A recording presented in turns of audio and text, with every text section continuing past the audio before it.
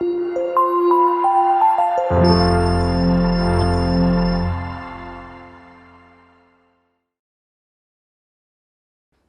many of you have seen the movie Gangs of Wasseypur? Please raise your hands. Relax, guys, I am not from Wasseypur, but I am from a place which closely resembles Wasseypur. When I was growing up, there were quite a number of news articles in the local newspaper about kidnappings, murder, curfew, etc. So perhaps that is why my father decided to send me to a hostel when I was in class 4. So in that age, it was quite difficult for me to cope up in the hostel environment, and initially I found it quite difficult because of homesickness and memories of my family, etc. But slowly and gradually, I adopted to this change and came out of class 10 with flying colors. Remember, change is the only constant, and we have to adapt ourselves to the changes that life throws upon our way.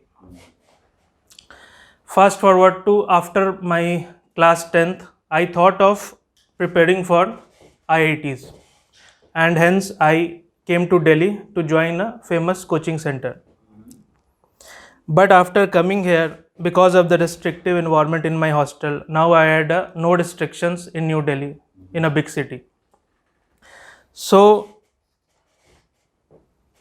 in Delhi, when I came, instead of studying, I started enjoying more. And it was not until 1 year that I came back to my senses. After that, I knew that I won't be able to qualify for IIT because of my not so good preparation, and I changed my plan.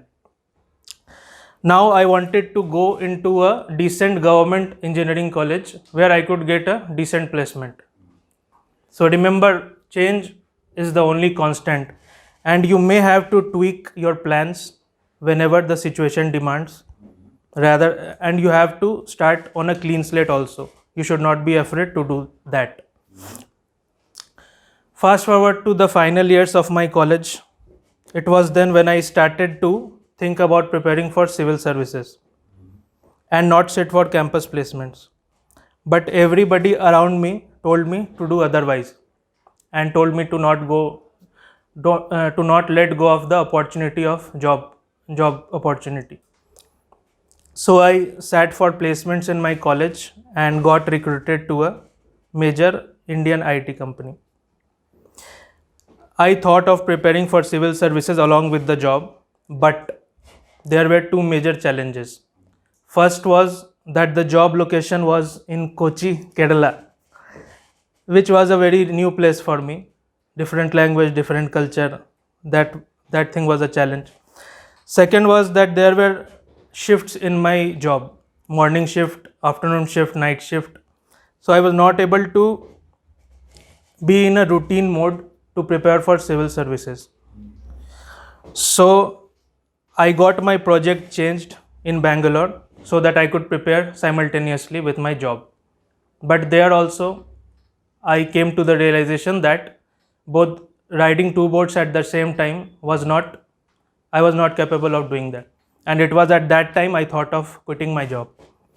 Now, this quitting my job was a very difficult decision to take because I had not known anybody around me who had done this kind of thing. So finally, I quit my job. And yes, one more thing is that because of the advent of coronavirus, this was even more exacerbated, this decision making. But finally, I thought of quitting my job and started preparing for civil services. So remember, change is the only constant, and you may have to take some risks even when others are telling you to do otherwise. So here I am learning a new skill which I was afraid of quite recently, that is public speaking. All in all, I can say that I am quite satisfied with the decisions that I have taken, and rather than resisting change, I have adapted to it. And finally, in my humble opinion, I think that living a life full of uncertainties is quite a better way to live it rather than dying with regrets. Thank you.